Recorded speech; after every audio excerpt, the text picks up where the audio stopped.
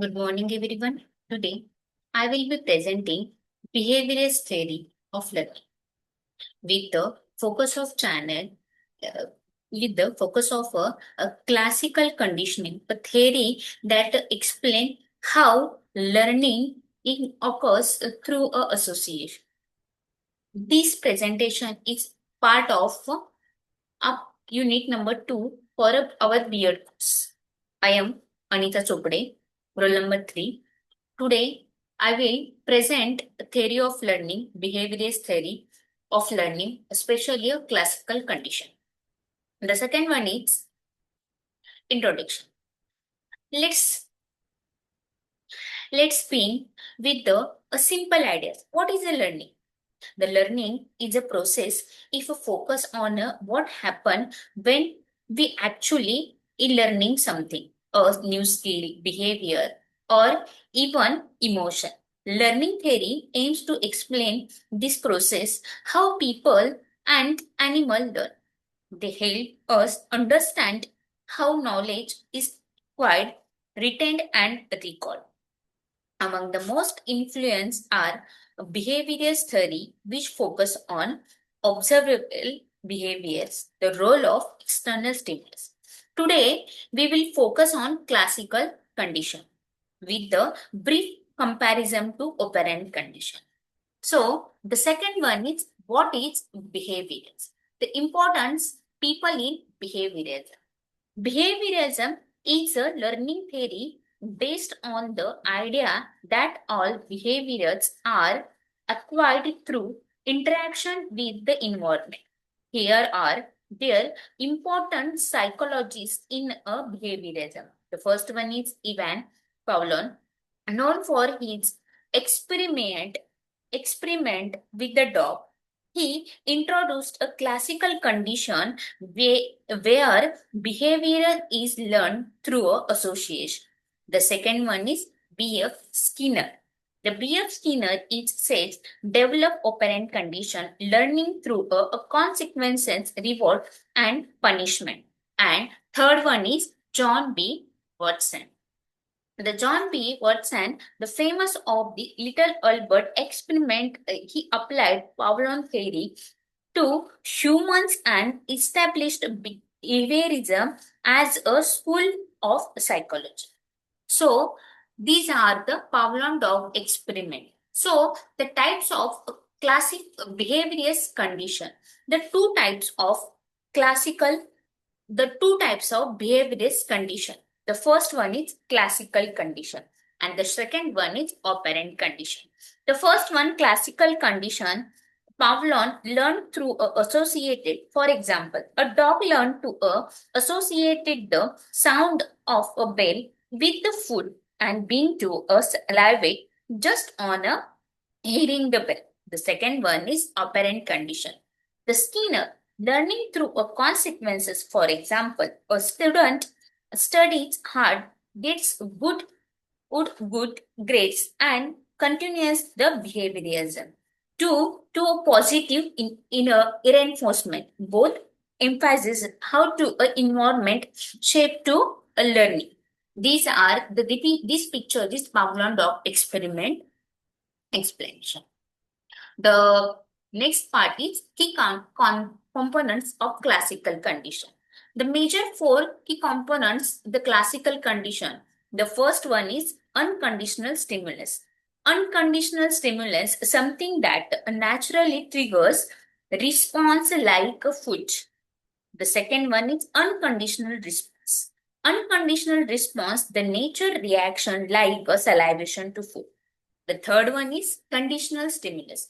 The conditional stimulus is a previously natural thing like a bell that becomes associated with the unconditional stimulus. And the fourth one is unconditional response. The unconditional response, the learned action and reaction, salivation to the bell even without the food. Example, imagine a student hear a school bell and starts feeling anxious because exam usually follow the bell. Unconditional stimulus trigger the anxiety. Conditional conditional response. These are the key components of classical condition.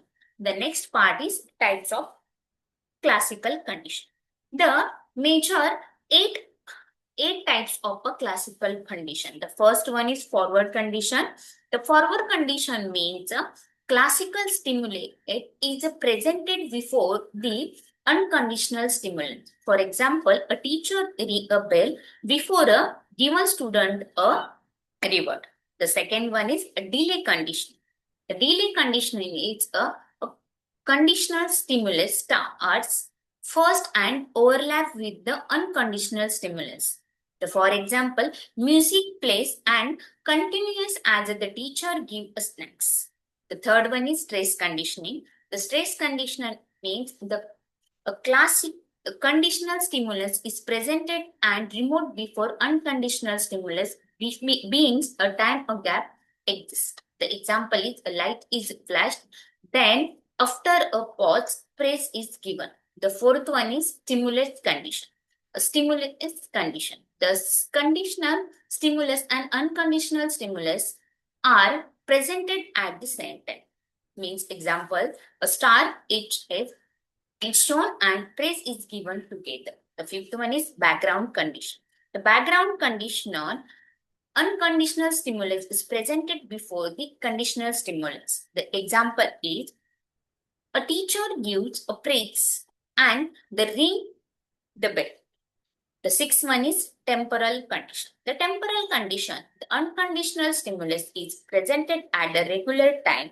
Intervals time itself become the unconditional stimulus. The example is student become alert before the daily school bell will ring for a lunch. And the seventh one is unpaired condition. The unpaired condition is the conditional stimulus and unconditional stimulus as presented randomly with the no constraints and pairing. The example is a bell ring randomly and reward come at unrelated times. The eighth one is conditional stimulus alone existential. The conditional stimulus is presented repeatedly without unconditional in the lot. The example is bell ring many times without the word student no longer. These are the eight types of a classical condition. The next part is education implication on Pavlov theory. The education implication Pavlov theory, the major classroom implication is a student should master one concept before or moving to the next, like building blocks. The second one is teacher should a motivating strategy, praise, reward, structure, routine. And the third one is emotional response, like anxiety can be conditional. For example, student may develop fear of maths if paired with the failure or punishment. To prevent this, a teacher must create a positive learning association. The second one is application of classical condition. The mostly three key application of classical or teaching conditions. The first one is behavior therapy on classroom management, help reinforce a positive behavior and reduce descriptive action. The second one is develop study habits. Using includes like a specific study music or designed a space helps build routine to a focus. The, the third one is reduce study anxiety.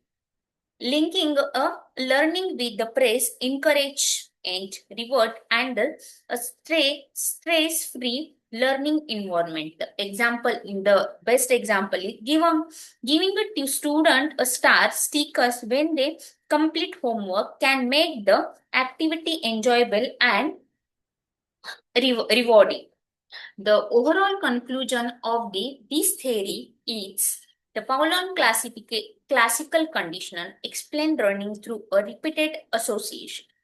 And it's helpful for a classroom management, building routine, and shaping positive behavior. And the last one is this theory of a foundation for educational psychology and continues to influence modern teaching in strategy. These are the classical conditional. So, overall is finished. Thank you so much.